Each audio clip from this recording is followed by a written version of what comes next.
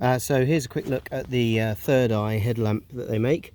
It's rather a really good little kind of budget headlamp. It's not too expensive, but you can see looking in close here, it doesn't run on LEDs. It uses what's called a Cree cell.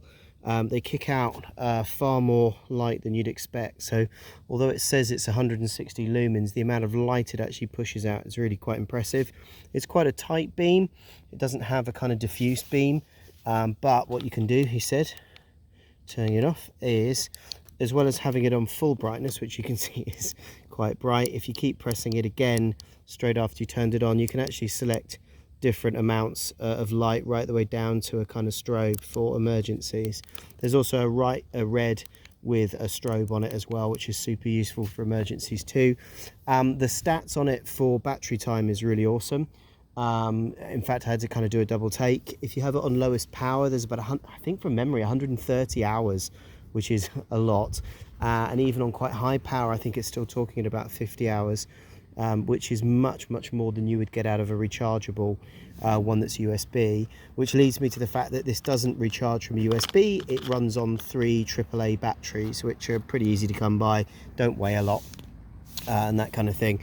You can see I've already kind of toggled through the controls for you. You've got a red option, toggle on and off, and a white option, toggle on and off, and each of them can be selected between different brightnesses and strobe as well, which is cool. Adjustable headband like you'd expect. Nice little feature on this, it actually arrives without the headband attached, which you would think is annoying, but what it does is it gets you into the habit of being able to take this off fairly easily through these 2 little bits, and in fact there's some instructions on their website for how to do that.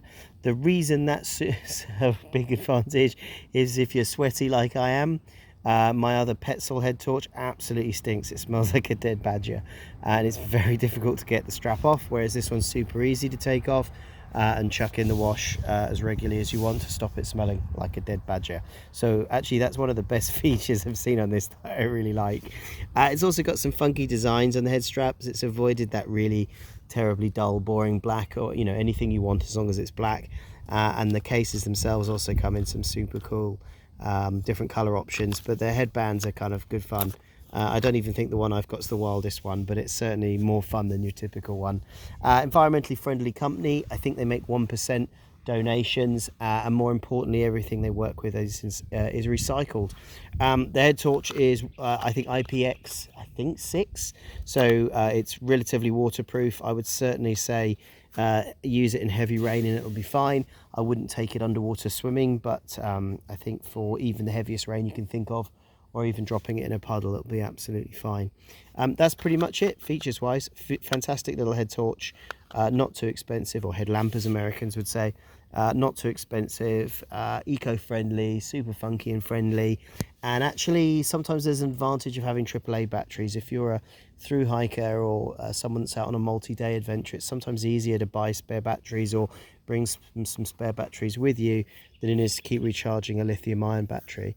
And those of you that use lithium-ion will know that they don't hold as much charge as a set of AAAs do. So the stats speak for themselves. About 50 hours I think on full power and 130 on lower power is impressive indeed. So there you go, there's a super quick look at the third eye headlamp. Please like and subscribe, it super helps me out, and I'll put a full written blog link in the description with a link to the lowest online price.